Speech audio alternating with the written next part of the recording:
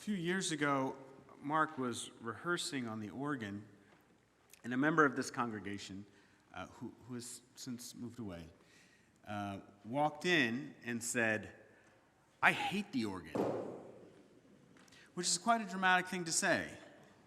I mean, we, Unitarian Universalists, are a direct people. We're direct, particularly here in the East.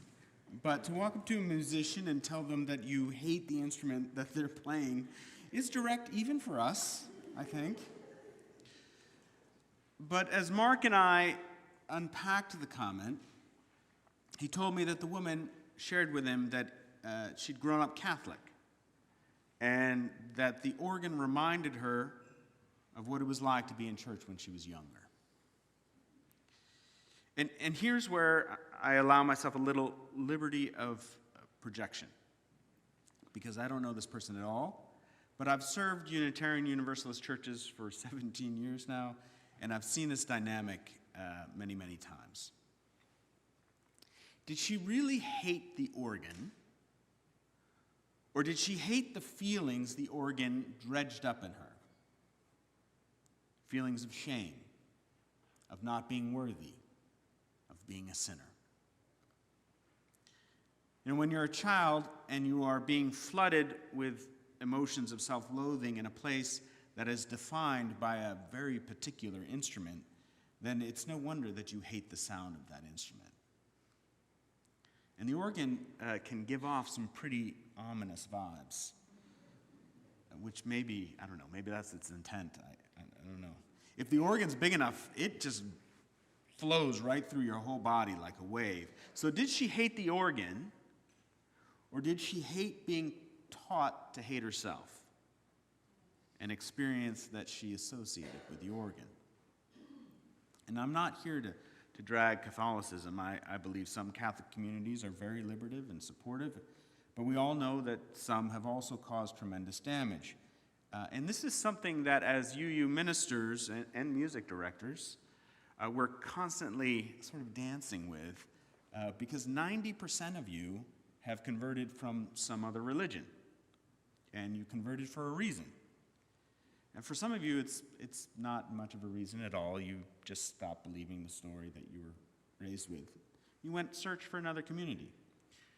For others of you, you're still living with some of the stories that became a burden to you when you were just a child, a burden that you've carried for decades now, maybe. And as UU ministers and music directors, we never know when we're going to step on that landmine, right? Because the range of religious backgrounds is quite varied and unique, and we can't possibly know all of the cultures that you grew up in. So I'll give an example. As you know, I just came here from Salt Lake. And the word covenant, which has it's seen this real resurgence within UU communities because we are a covenantal faith, right? We don't have a creed. We make promises to one another. And we're really starting to take this more seriously on a national level. But in Utah, Wyoming, Idaho, Arizona, Nevada, where Mormonism defines the religious landscape, the word covenant can feel like a cudgel to them, because it was the covenants that people were forced to agree to that manipulated them and exploited them. So hearing the word covenant in a UU church in that part of the country is really difficult. It's like hearing the organ for this woman, right? Which put the ministers in a bit of a bind, because we were trying to teach about, we were super excited. We were like, hey, let's explore what it means to be a covenantal faith. And everybody's like, no way, get that away from me, And it's hard, so how do you talk about the covenants that ground Unitarian Universalism when that word sounds like a hammer to people?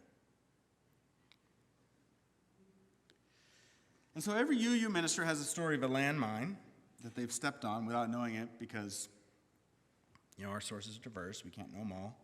Sometimes the member doesn't even know that landmine is there until, it goes off. And I want to share with you this morning a story that has defined much of my ministry. It sent me on a trajectory that caused me to end up where I am right now. And I can still see the room. It's my very first church. It's in Flushing, Queens. And I'm one step up from the main floor. And there is a woman standing in front of me, one of my favorite congregants. I adored this woman. And I like to believe that she adored me. Right? We'd spent a lot of time together, sort of setting up programs in the church, hiring staff, planning events, navigating her divorce, and sometimes going out for brunch. But here she was, standing in front of me. Her face was red, and her body was shaking. God means one thing, and it is wrong.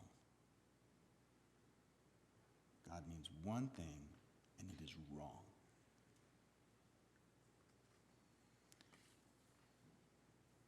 Now, before we unpack that statement,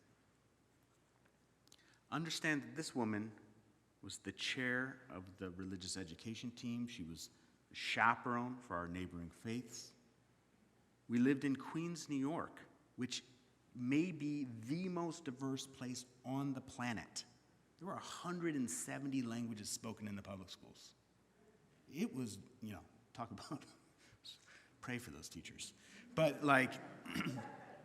her ex-husband was a public school principal, and so she knew, just from the context of her community and what she'd done at the church, right, that God meant more than one thing. Intellectually, she knew that. In her heart, she knew that. Well, actually, in her heart, God meant one thing, right? And it was wrong. It was wrong. Let's call this woman Lisa. She'd been raised Catholic in an Italian-American congregation, neighborhood in Queens, and she had a litany of stories highlighting the injustices that she experienced as a child, as a teenager, and as a young woman before she left the church. She called herself a recovering Catholic, but the rage and powerlessness and shame that she felt as a little girl, who was told that she had to go to the end of the communion line because she went to public school, not Catholic school, like the other girls, was as present at 55 as it was at 10. 45 years of seething was standing in front of me, vibrating like I was the one who had betrayed her. And what had I done? What was my betrayal? Well, in my sermon, I said that I'd been exploring my relationship with God. It was a new thing for me. I'd been raised Unitarian Universalist, which I love what we do in RE, but often we raise atheists. And I was just like, well, what is this for me? And there was like a shift that was happening as a human being. I was beginning to explore this longing that I'd felt in my heart and in my body, but I was really too ashamed to follow. I really did not want to be a religious person, which is a funny thing to say as a minister, but it's true. Religious at that time, to me, meant Republican. And I did not want to be confused with those people. George W. Bush was president, so, in my mind, religious people were liars and murderers. I have changed. I've softened.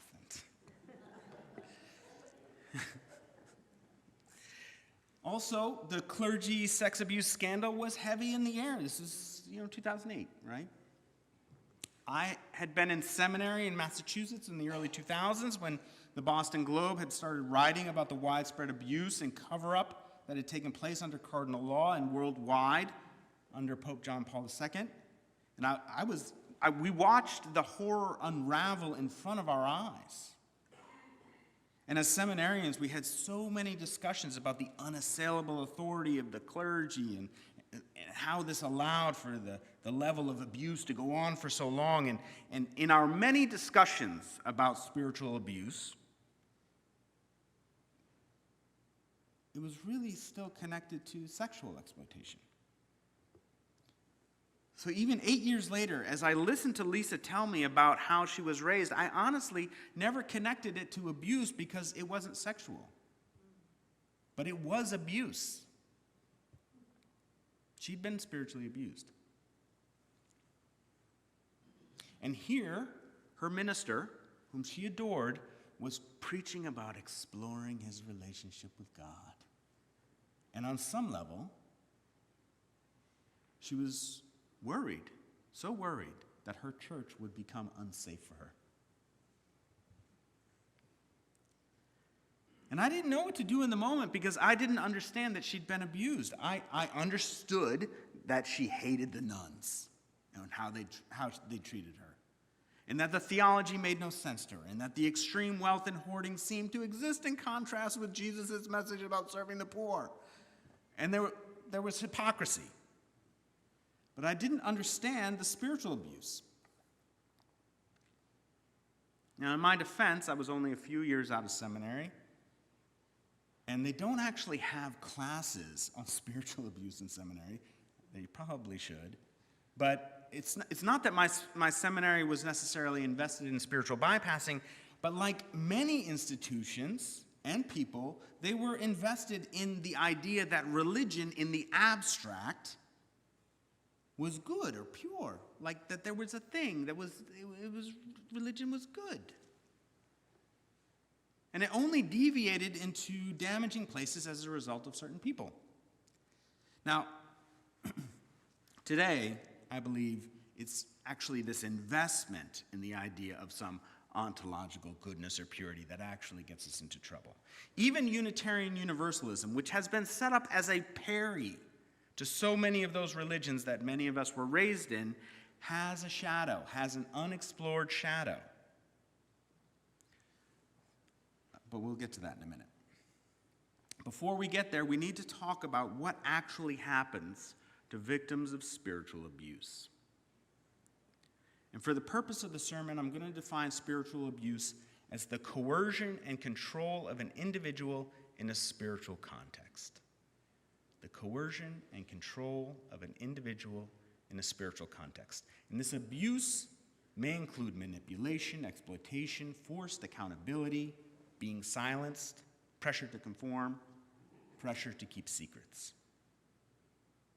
There may be the misuse of scripture or the pulpit to create obedience. The abuser may be elevated in such a way that suggests a divine authority or calling. And it often exists within a system of stories, images, metaphors, events, even music that constructs a worldview. But the spiritual abuse is experienced by the targeted person as a deeply emotional, personal attack. Now, I want to parse one more dimension of the framework. Abuse is the harm inflicted on the person. Trauma is the impact. So when Lisa was standing before me as a 55-year-old woman, she hadn't stepped into a Catholic church in probably 30 years.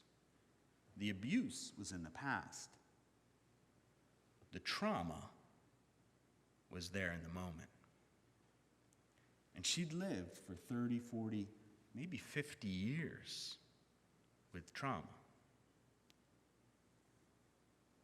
But what was so traumatic? Because of the context that is created by families, friends, the church in general, a local culture like a neighborhood that's all, one religion, making a decision to leave an abusive situation can have real material consequences like being kicked out of your home, alienation from family, friends, community. But it is also understood on some level as disobeying God, which threatens beliefs like the meaningfulness of the world and self. It can even feel like a threat to someone's existence, i.e., being condemned to hell. which can leave people in chronic states of fear and self-blame. So to resist spiritual authority is to resist God, which can feel like spiritual suicide. This can lead to people feeling betrayed by God, as seeing God as complicit in the spiritual abuse perpetrated by family, friends, and community. So the experience of spiritual abuse can be so traumatizing that it can impact the neurochemical regulation of our brains to the point of disrupting the chemicals that regulate our stress and fear responses. There are people who live with such fear of God due to how they were raised that they have panic attacks whenever they walk into a church, sometimes just in front of it. And there is something so profoundly tragic in that the word spirituality actually means breath. And the spiritual abuse has literally taken the breath from these people.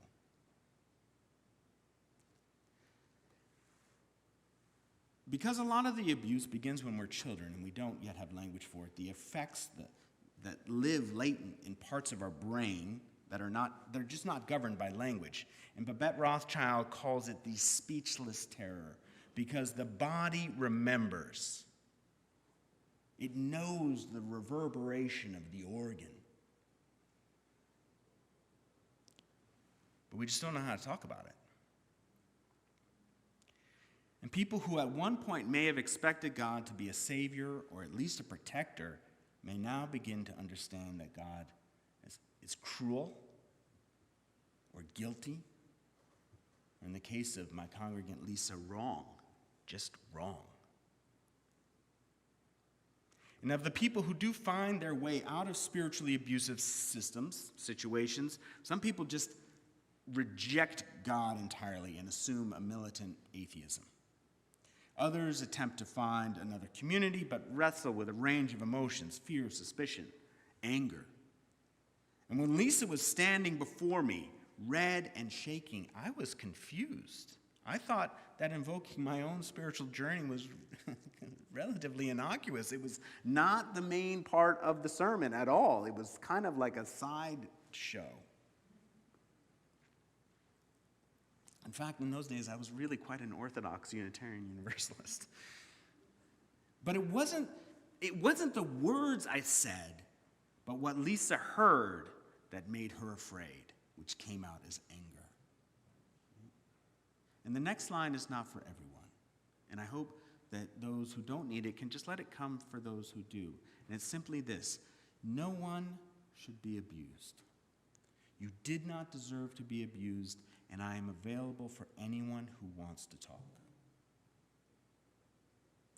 If you feel angry, please know that anger can be liberating and spiritual. There's all sorts of spiritual guidance out in the world that says we should transform our anger into something sweet, like compassion. That is weak theology that conflates anger with aggression. But anger and compassion coexist on the spiritual path. To care deeply is to be angry about oppression and abuse. You know that bumper sticker. If you're not angry, you're not paying attention, right? To care deeply is to be angry about oppression and abuse. Anger can help us overcome fear and take action. Anger is a spiritual emotion. You do not have to feel bad about feeling angry. Now, there is righteous anger that is grounded and understands how to help. Right? There is anxious anger that is reactive and confused. And there is manipulative anger that is used to manage people for our own selfish purposes. We've all encountered people using each of those. For us, we must be able to listen to our bodies to know which of the angers we're dealing with. But rejecting emotions is not the path. When we decide we really want to walk the spiritual journey, we may be surprised by how much anger we encounter because we've found so many ways to minimize and avoid emotions that exist just below our well-crafted personas. I'm not saying you have well-crafted personas. Okay, maybe I am saying that, just like a little bit.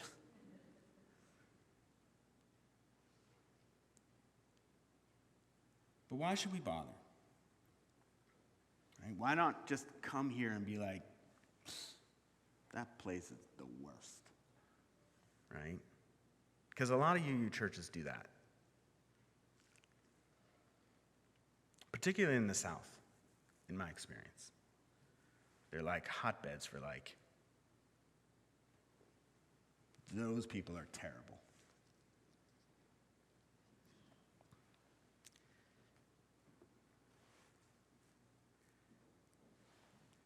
And the place sort of exists as like a sanctuary from the theocracy that's just outside the property. And I'm not saying that's not real. Like, the theocracy exists in a lot of parts of our nation. It is quite scary, actually.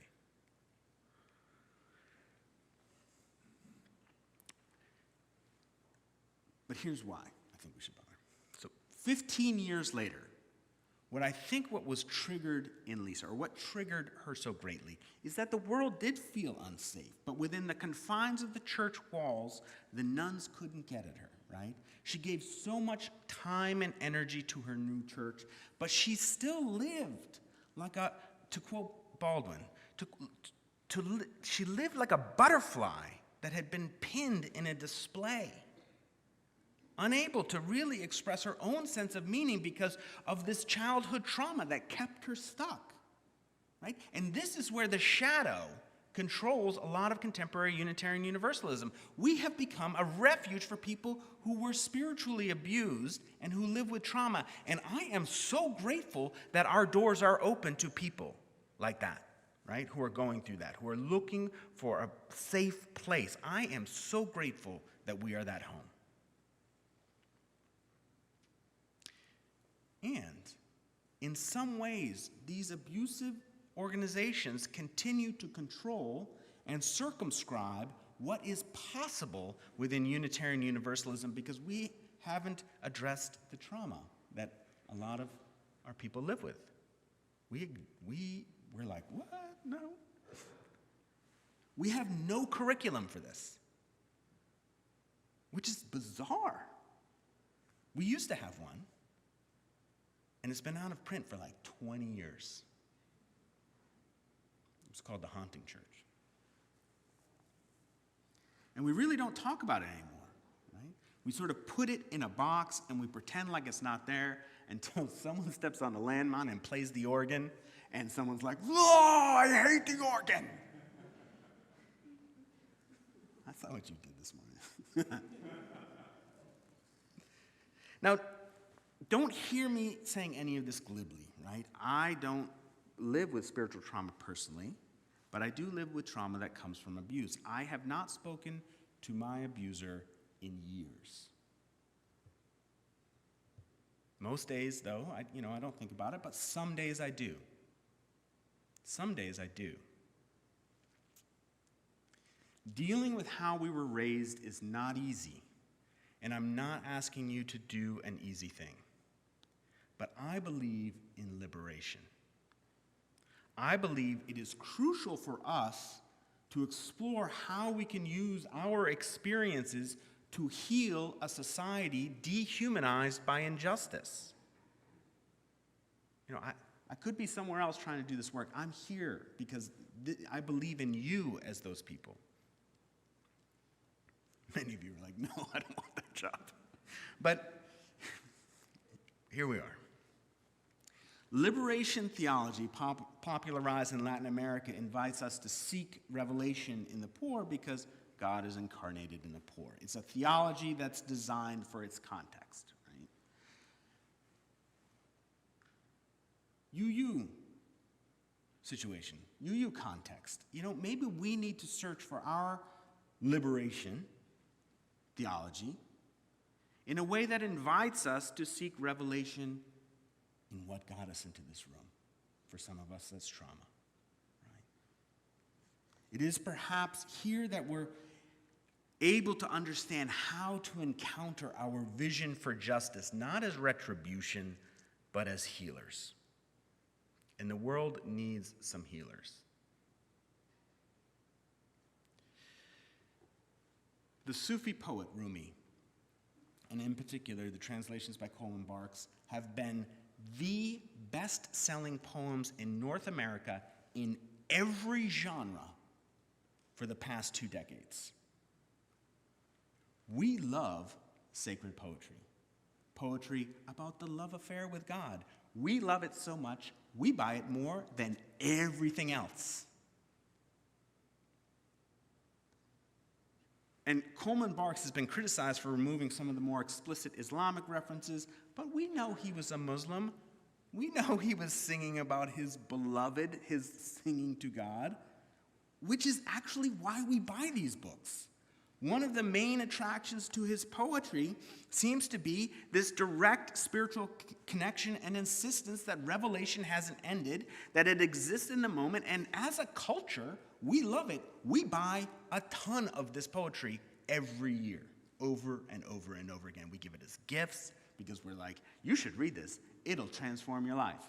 We're giving poems about God, loving God to other people. And a lot of these people are not Muslim. They're not really religious. They're just like, it's great.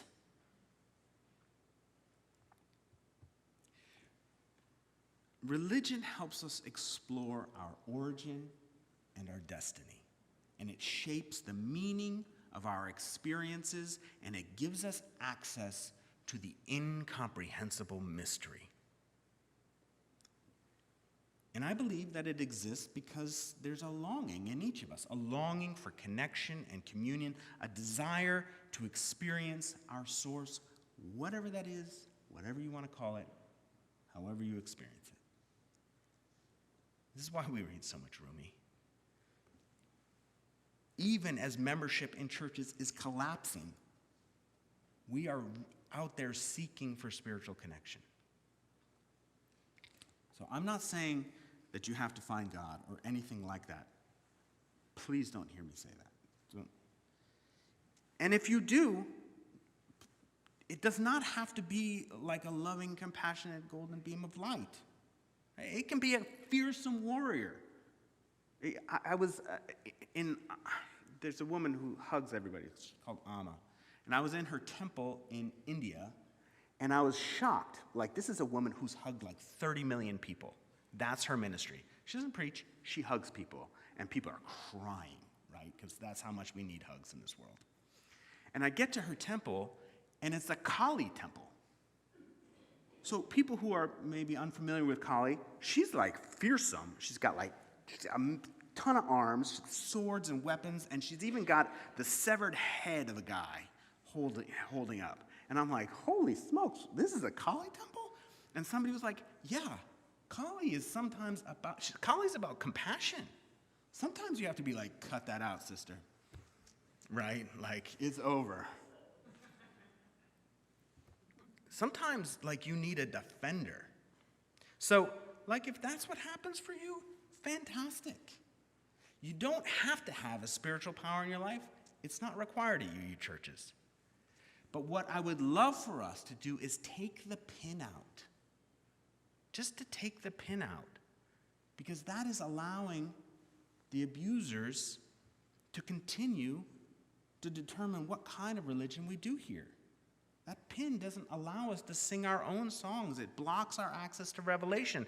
And there are poems, love poems, that are waiting to be released from you.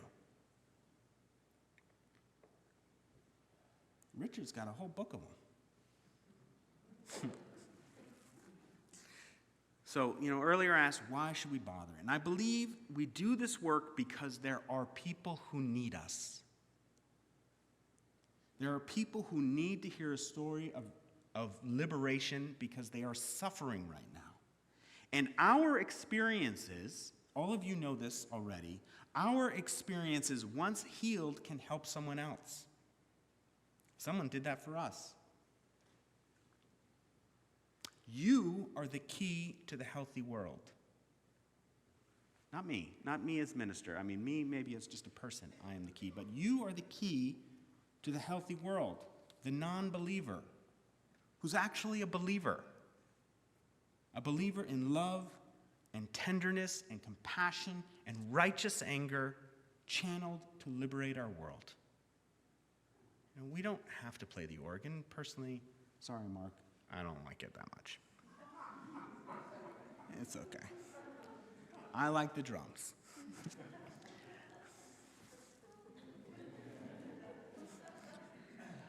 But we shouldn't reject the organ because some other religion is still controlling us. Right? We are controlled by what we do not confront. Let us work to heal ourselves so we can participate in healing the world.